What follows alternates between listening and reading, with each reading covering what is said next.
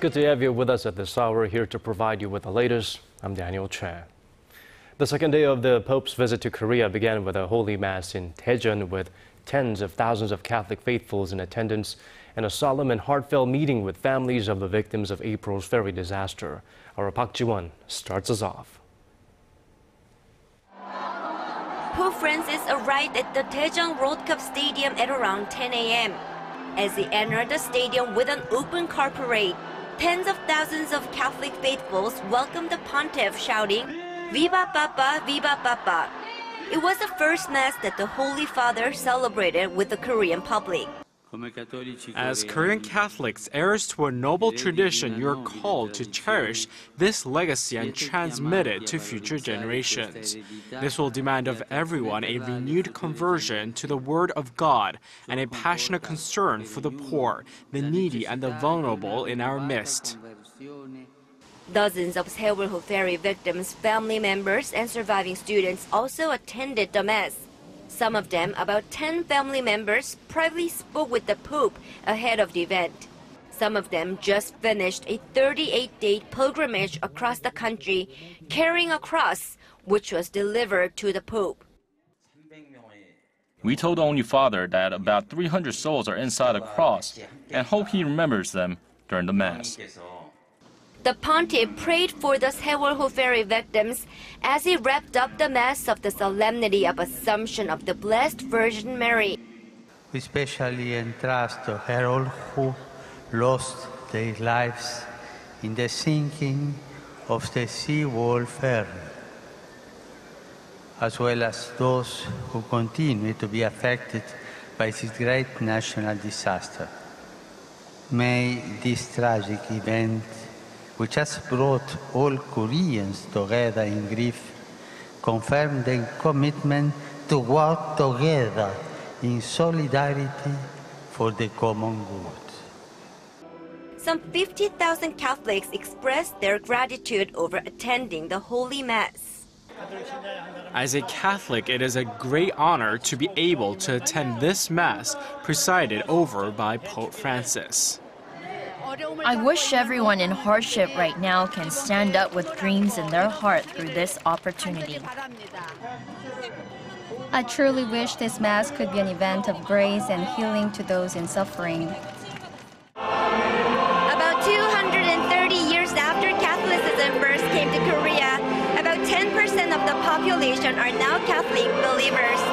To those in suffering and in need in this country and in Asia, the Pope's words provide consolation and a lesson for reviving the humanity in all of us. Park Ji-won, Arirang News, Daejeon. Still more on the Pope's activities in Korea. Besides the Holy Mass in Daejeon, Pope Francis spent the second day of his visit to Korea meeting with thousands of young people taking part in the 6th Asian Youth Day program.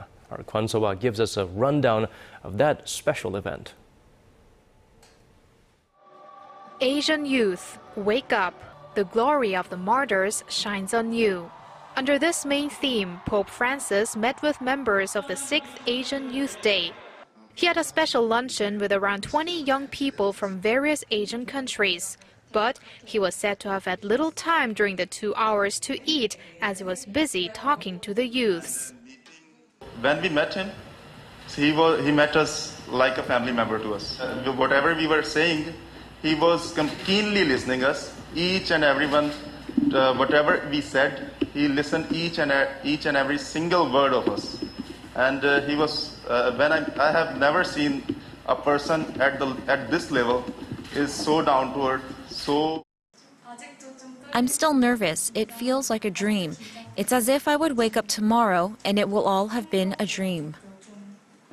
Afterwards, Pope Francis traveled further northwest up the country to the city of Tangjin to the shrine of Solmue. After driving through the area by car, waving to the people and holding their hands, he made a prayer at the Solmue Sanctuary, the birthplace of Korea's first priest, Saint Andrew Kim Daejon, who died at the young age of 25 during a religious persecution just a year after he became a priest. Then the pontiff had a meeting with 6,000 young people under the theme Youth Knock. Today, Christ is knocking at the door of your hearts, is what Pope Francis told his young friends, adding to knock on the hearts of others too. It's an honor for me that the Pope came today, and I thank him for making me realize that the youth is the world's hope. I love you, Pope. It was a once-in-a-lifetime experience for the young Asians representing 22 countries whose Asian Youth Day kicked off on Wednesday on the eve of Pope Francis' arrival in Korea. The Pope took selfies with them and even took notes himself while they delivered their messages to him. Although they were sad as the Pope left for Seoul, they found solace in knowing they'll meet him again on the 17th. Kwon So-ah, Arirang News. How do you measure Pope Francis? Well, when he was elected in March 2013, he was hailed as a humble man, and that's a trait that continues to stick with him. He's demonstrated a will to break from tradition and do things his way, resulting in a number of people firsts. Our Yurian has this report. He's the first person from the Americas and the first Jesuit to be elected Pope. But that's just a thumbnail sketch of the first that can be applied to Pope Francis. He washed and kissed the feet of a dozen inmates at a juvenile detention center in the first Holy Thursday ritual after being elected last year. 2 women were among the 12, which represented the first time a pope had included females in the rite. Francis is also the first pope to have taken a vow of poverty since the mid-19th century, and the pontiff is known for shunning the usual luxuries afforded to senior prelates, such as wearing velvet or regal fur. Demonstrating his outreach to the poor, Pope Francis invited 3 homeless people who live on the streets near the Vatican to join him in celebrating his birthday late last year.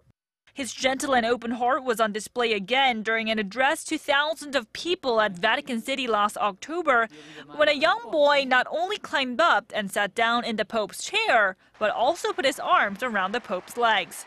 The pontiff simply smiled and patted the young boy's head.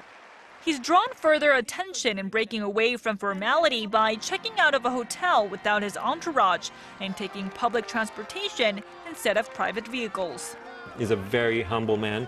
He's a very simple man, and he's a man who put the preaching of the gospel at the heart, at the core of his lifestyle. That will be reflected during his trip to Korea. Pope Francis has requested to be driven around in a compact car, and with the exception of the formal luncheons penciled into his schedule, he will be eating alongside employees at the embassy of the Holy See. We are focusing on humility, things that are not costly and are ordinary, because that's what the Pope wants. Yurian, Arirang News. With 5 million followers, the Catholic Church in Korea is thriving today, but that wasn't always the case. Catholicism was established here without the help of missionaries and had to endure a number of persecutions over the centuries. Our Hwang Sung-hee walks us through the history of the Korean Catholic Church. Catholicism in Korea dates back more than 200 years when a prominent scholar named Lee Byuk taught the Catholic doctrine with books from China. A distinct feature of the Catholic belief comes from diligent studies and prayers by lay people in their teens and 20s at the time, who were self-taught and did not receive any assistance from missionaries or priests. In 1784, Lee Byuk's fellow scholar Lee Seung-hoon traveled to Beijing to be baptized. That same year, the Korean Catholic Church started, with masses being held at homes.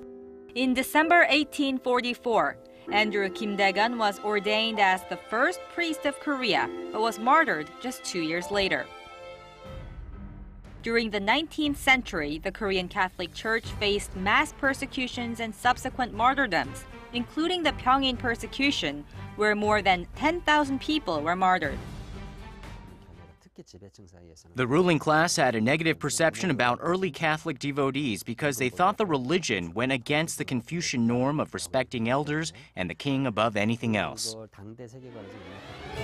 Despite the hardships, the Catholic population in Korea exceeds 5 million today, accounting for 10% of the entire population.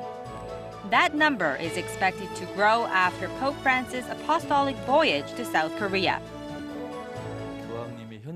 Considering the Pope's popularity, we expect a spike in the number of Catholics in Korea.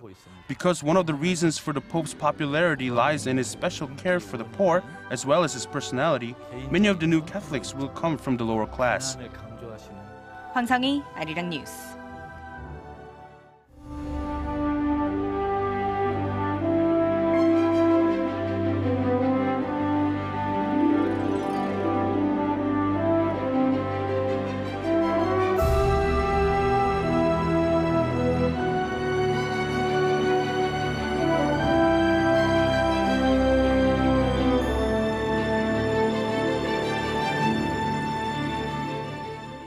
On this, the 69th Independence Day of Korea, President Park Geun-hye says South and North Korea cannot afford to waste any more time in preparing for reunification.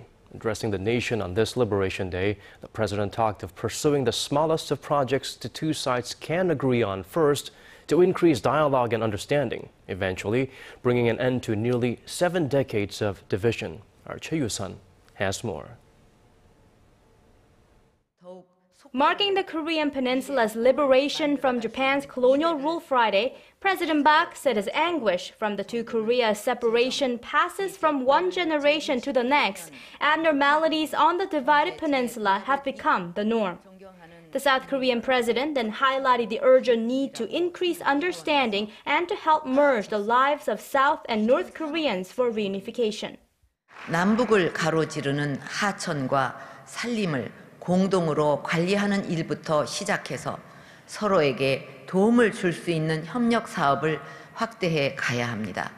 저는 이러한 협력의 시동을 위해 오는 10월 평창에서 개최되는 UN 생물 다양성 협약 당사국 총회에 북측 대표단이 참여하기를 희망합니다. President Park also suggested Seoul and Pyongyang jointly launch a cultural project next year for the 70th anniversary of liberation from Japanese colonization. She then urged Pyongyang to come to the high-level talks, which Seoul proposed earlier this week. It's viewed that the Park administration is seeking a turning point in inter-Korean ties, as the North has been showing signs of interest in mending relations. Turning to Japan, President Park, while reiterating her position that Tokyo must first admit to its past atrocities and act responsibly, also spoke with anticipation of the 50th anniversary of diplomatic ties with the country next year. 저는 내년이 양국 국민들 간의 우위를 바탕으로 양국이 새로운 미래를 통해 함께 출발하는 원년이 될 수 있기를 바라면서 이를 위한 일본 정치 지도자들의 지혜와 결단을 기대합니다. In Northeast Asia, the president said Korea, China, and Japan should seek ways to better cooperate on regional issues such as nuclear safety by creating trilateral consultative body. Choi Yoo-sun, Arirang News. Well, President Park's speech included a plea to lawmakers as well. She hopes they can pass a number of economy-related bills that have been held up at the National Assembly due to partisan differences. Our Kim Young-gil has this report.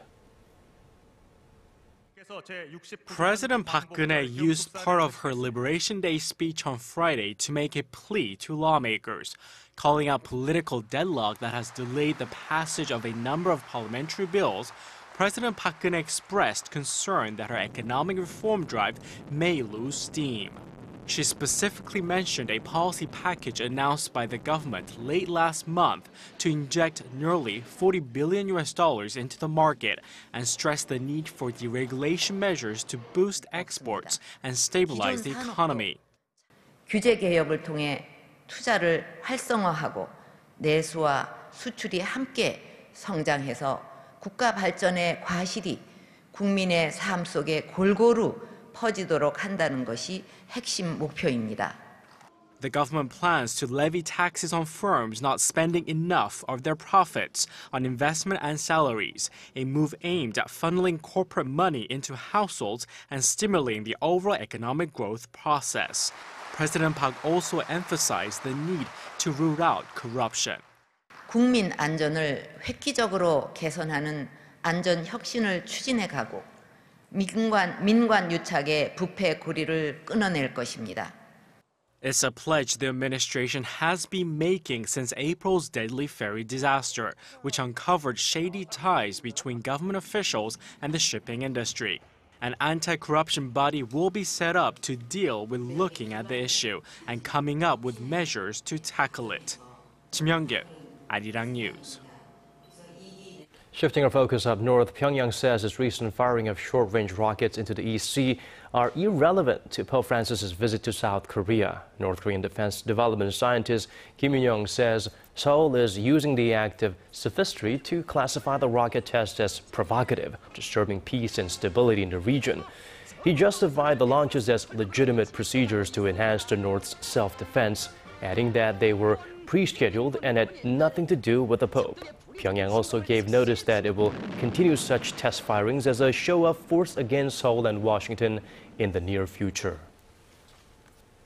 And a South Korean lawmaker will head to North Korea on Sunday to receive condolence flowers given to mark the 5th anniversary of late President Kim Dae-jung's passing. North Korea sent a message through diplomatic channels on Thursday that a high-ranking official will cordially hand over a wreath at the Kaesong Industrial Park on August 18th. Park Ji-won from the main opposition New Politics Alliance for Democracy will be there to receive Pyongyang's wreath offering. The lawmaker last visited North Korea back in 2007 with the late President Kim Dae-jung's wife. Today marks the 69th anniversary of the end of Japan's colonial rule, and this day in Japan is also known as the anniversary of Japan's defeat in World War II. Japanese Prime Minister Shinzo Abe sent offerings while several Japanese cabinet members and lawmakers visited the highly controversial Yasukuni Shrine, honoring numerous Class A war criminals. Our Kim Hyun-bin has this story. South Korea's foreign ministry deplored the Japanese prime minister for sending ritual offerings to the controversial Yasukuni Shrine, calling on the Japanese government and politicians to sincerely repent for the country's wartime atrocities. Japanese Prime Minister Shinzo Abe sent the offering through an aide on Friday, which marks the 69th anniversary of Japan's defeat in World War II. Several Abe's cabinet members and lawmakers also visited the controversial shrine, which honors numerous Class A war criminals, among other war dead. The South Korean government said it could not help but express regret over the visits, as the shrine symbolizes Japan's past militarism and colonial rule over the Korean peninsula from 1910 to 1945. Abe last visited the war shrine December of last year, marking the first visit by a Japanese prime minister since 2006. Raising tensions with China and Korea, both countries would suffer from Japan's imperialism. Bilateral relations between Seoul and Tokyo have reached their lowest point in recent years due to Japan's historical stance regarding sexual enslavement of women and territorial claims over Korea's easternmost island of Dokdo. On this August 15th, Korea not only marks Liberation Day, but the 69th anniversary of the end of Japan's colonial rule of the Korean peninsula. Kim Hyun-bin, Arirang News.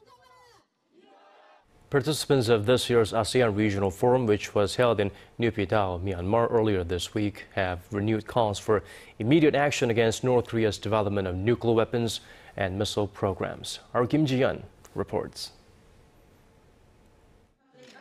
A joint statement on this year's ASEAN Regional Forum in Myanmar, released on Thursday, called for immediate steps for the denuclearization of the Korean peninsula and restart of the multilateral dialogue on North Korea's nuclear program. In the statement, the ministers reaffirmed their support for all efforts to achieve the denuclearization of the Korean peninsula in a peaceful manner and encouraged the creation of a conducive environment for the early resumption of the six-party talks.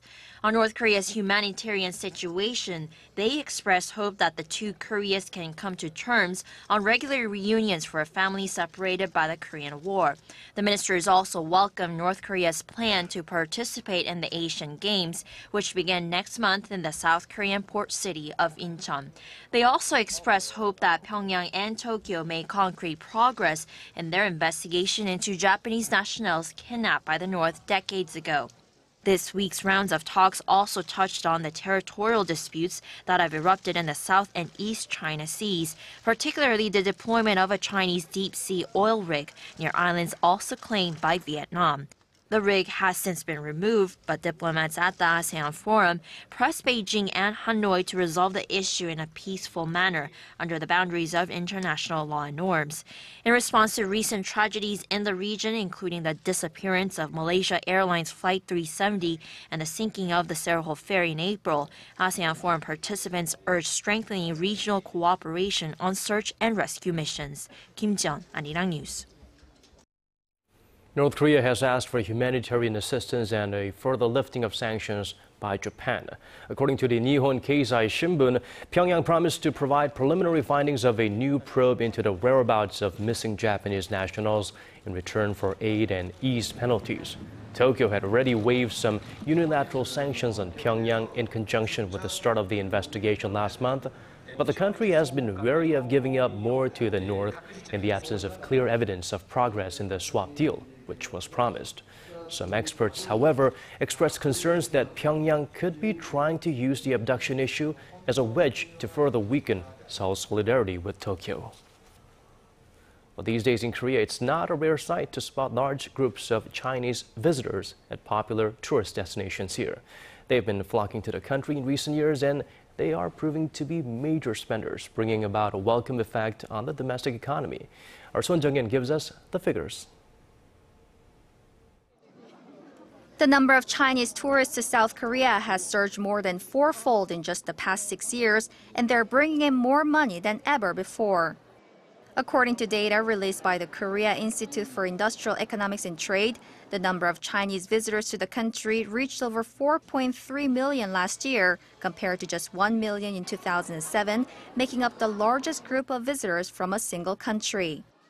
The astonishing figure represents an average annual growth of 26% over the cited period, and last year the Chinese accounted for 35.5% of all foreign tourists to Korea.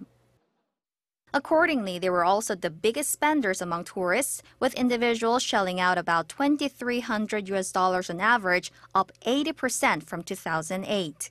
The money accounts for nearly half of the total spent by foreign tourists altogether. It's a remarkable amount considering average spending by tourists from the U.S. grew only around 7%, while those from Japan fell 4%. Experts attribute the recent trend to the strong yuan and more Chinese opting to travel to Seoul amid geopolitical tensions with Japan. The institute, meanwhile, estimated that Chinese tourists created an economic impact of more than $13 billion on the Korean economy, up roughly 2.5-fold from 2010. The report added that in order to maximize the impact of the rise of Chinese tourists, the country should expand the number of shopping areas and improve the quality of services and products to retain the trust of generous Chinese visitors.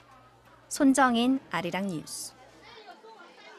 South Korea has been stepping up efforts to prevent the entry of the deadly Ebola virus into the country, including setting up a counter-Ebola task force in April. And on this Thursday, a team of 4 experts have been dispatched to Lagos, Nigeria, to check on the health conditions of Koreans under quarantine there. They'll also learn more about the spread of the virus as well as the response measures taken by medical authorities in the region. The team is comprised of an investigator from the Korea Centers for Disease Control and Prevention, a specialist from National Medical Center's Division of Infectious Diseases, and 2 members of the Ministry of Foreign Affairs Emergency Response Team.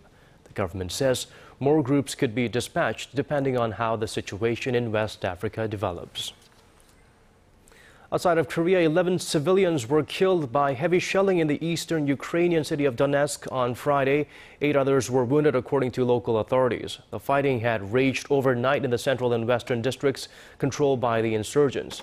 Fierce mortar fire on Thursday also caused severe damage to a satellite town located on the outskirts of the city as Ukraine government forces continue to tighten their grip on the separatist fighters. Now the weather, it was perfect for celebrating Korea's Liberation Day outdoors and of course to welcome the Pope. Sunny conditions are expected to continue through Saturday with a slight chance of showers for inland areas later in the evening. Here are the weather conditions around the world.